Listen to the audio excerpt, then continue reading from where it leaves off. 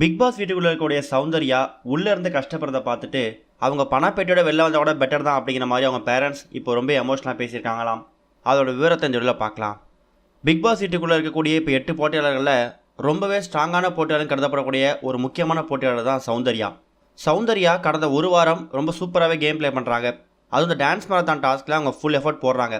இந்த மாதிரி சுச்சுவேஷனில் இப்போ வீட்டுக்குள்ளே வைல்ட் கார்டாக வந்திருக்கக்கூடிய சாச்சனாவாக இருக்கட்டும், தர்ஷாவாக இருக்கட்டும், ஃபேட்மேன், முக்கியமாக சுனிதா, இவங்க எல்லாருமே சௌந்தர்யாவோட கேம் பிளேவை வந்து ரொம்ப மோசமாக பேச ஆரம்பித்து சௌந்தர்யாவை டவுன் பண்ண ஆரம்பிச்சிட்டாங்க.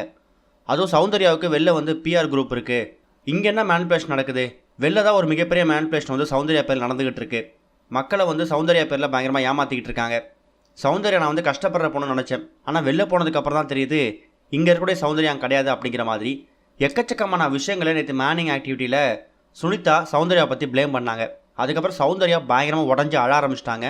பிக் பாஸ் கன்ஃபெஷன் ரூம் கூப்பிட்டு கன்வின்ஸ் பண்ணி உங்களுக்குன்னு சில செட் ஆஃப் ஃபேன்ஸ் இருக்காங்க, அவங்கள வந்து ஏமாத்திடாதீங்க, தொடர்ந்து உங்கள் இன்புட்டை போடுங்க அப்படிங்கிற மாதிரி சில விஷயங்களை சொல்லியிருந்தாரு. அதுக்கப்புறம் தான் சௌந்தர்யா கம்பேக் கொடுத்து அந்த டாஸ்கில் விளாண்டாங்க.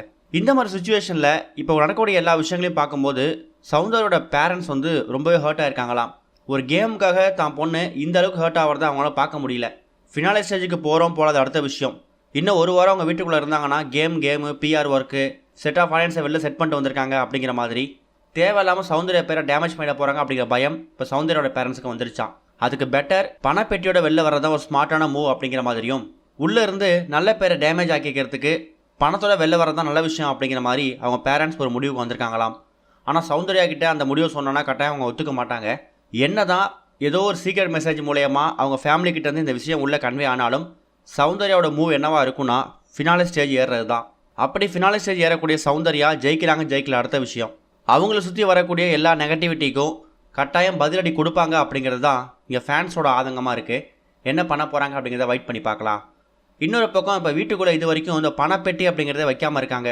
இன்றைக்கி ஒரு நாள் பணப்பெட்டி வைக்கிறது அப்படிங்கிறலாம் சாத்தியமில்லாத ஒன்று. நாளைக்கு வீக்கெண்ட் எபிசோட். வீட்டுக்குள்ளே இருக்கக்கூடிய 8 போட்டியாளர்களில் இந்த வாரம் ஒரு டபுள் எவிஷன் நடக்குமா? அந்த டபுள் எவிஷனில் ஒரு எவிஷன் சண்டே நடக்குமா? இன்னொரு எவிஷன் வந்து மக்கள் ஓட்டு அடிப்படையில் நடக்காமல் உள்ளே வந்திருக்கக்கூடிய போட்டியாளர்கள் ஸ்வாப் பண்ணுறாங்கல்ல, அது நடக்கக்கூடிய ஸ்வாப்பாக இருக்கும் அப்படிங்கிற மாதிரியும், அதுக்கப்புறம் திங்கக்கிழமை தான் பணப்பெட்டி வரும் அப்படின்னு எதிர்பார்க்கப்பட்டு வந்துட்டுருக்கு. இந்த பிக் பாஸ் வீட்டுக்குள்ள இப்போ சீசன் 8 பணப்பெட்டியை வச்சா எடுக்கக்கூடிய நபர் யாராக இருப்பாங்க, இல்லை யார் பணப்பெட்டியோட வெளியேற நல்லாயிருக்கும் அப்படிங்கிற கருத்துக்களை மறக்காமல் கமெண்ட்டில் ஷேர் பண்ணுங்கள்.